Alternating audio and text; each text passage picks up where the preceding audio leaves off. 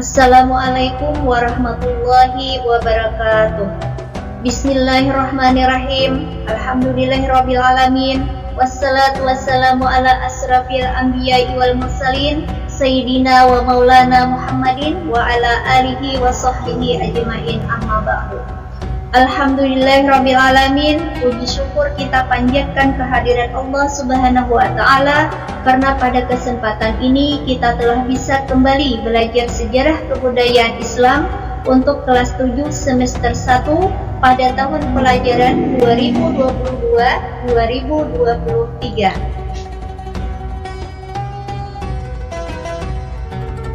Marilah kita mulai pelajaran kita dengan membaca basmalah. Bismillahirrahmanirrahim. Tema hari ini adalah respon terhadap dakwah Nabi Muhammad SAW di Madinah tentang Perang Khandaq.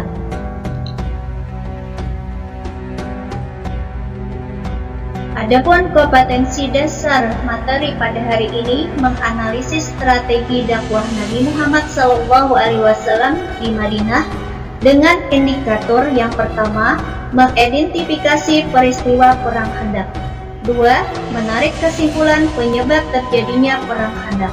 3. Menganalisis strategi Nabi Muhammad SAW dalam menghadapi Perang Khandaq.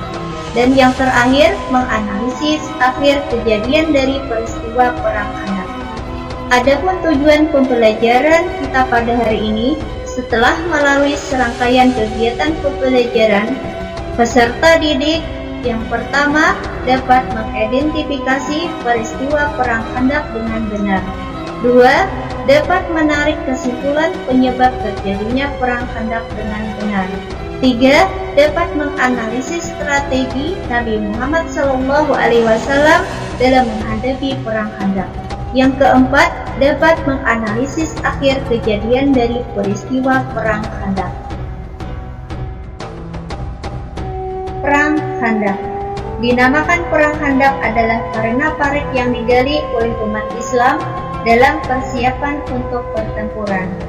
Di dalam Al-Quran disebut dengan Perang Ahzab atau Perang Konfederasi atau Sekutu, yakni kaum Quraisy bersekutu dengan kaum Yahudi Bani Nadir, kaum Ghatafan, dan Bani Quraisyah untuk memerangi umat Islam di Madinah.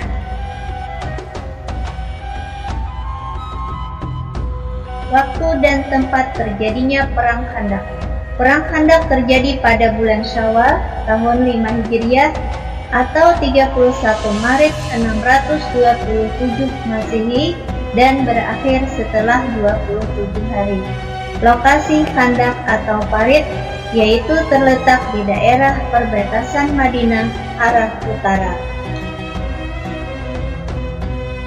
Sebab terjadinya Perang Khandaq. Yang pertama, karena kekhawatiran kaum Yahudi dan kaum kafir Quraisy akan eksistensi ajaran mereka karena semakin bertambah jumlah orang-orang yang masuk Islam. 2. Kaum Ghatafan ingin kembali menguasai perdagangan wilayah kota Madinah. Jumlah pasukan. Jumlah pasukan gabungan kaum Quraisy dan kaum Yahudi sekitar 10.000 orang, di antaranya 1.500 orang bertunggangan unta dan 3.000 orang berkuda. Pasukan ini dipimpin oleh Abu Sufyan, seorang tokoh kaum Quraisy. Jumlah pasukan kaum muslimin berjumlah 3.000 orang dipimpin oleh Nabi Muhammad SAW. Strategi Perang Khandaq. Untuk menghadapi pasukan koalisi kaum kafir yang begitu besar, Salman Al-Farisi menawarkan strategi cemerlang kepada Nabi Muhammad SAW, yaitu menggali parit di kawasan perbatasan arah utara Madinah. Tujuannya adalah untuk membendung serangan musuh dari arah yang tak terlindungi. Panjang parit itu sekitar 5.544 meter atau 5 km lebih.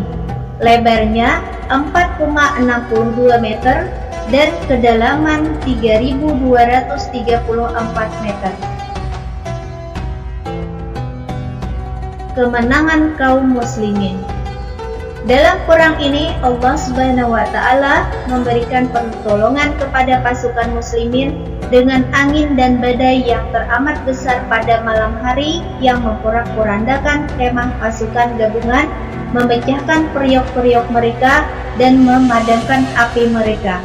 Hingga akhirnya pasukan gabungan meninggalkan tempat pertempuran dengan kegagalan menaklukkan kota Madinah. Akhirnya perang Khandaq dimenangkan oleh pasukan muslimin.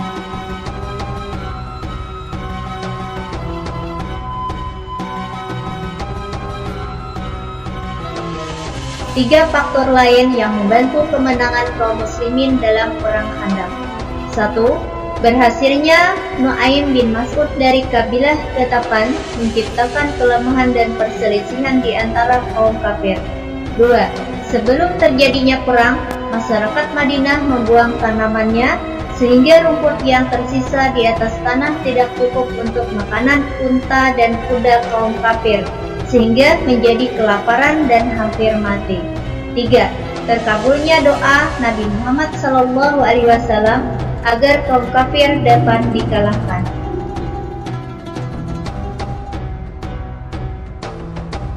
Korban perang Khandaq. 6 orang dari kaum muslimin yang mati syahid dan 8 orang dari kaum kafir tewas. Di antaranya adalah Ammar bin Abi Wud, seorang pendekar yang tewas saat berduel dengan Ali bin Abi Thalib. Sampai di sini materi pelajaran hari ini. Semoga bermanfaat. Terima kasih. Assalamualaikum warahmatullahi wabarakatuh.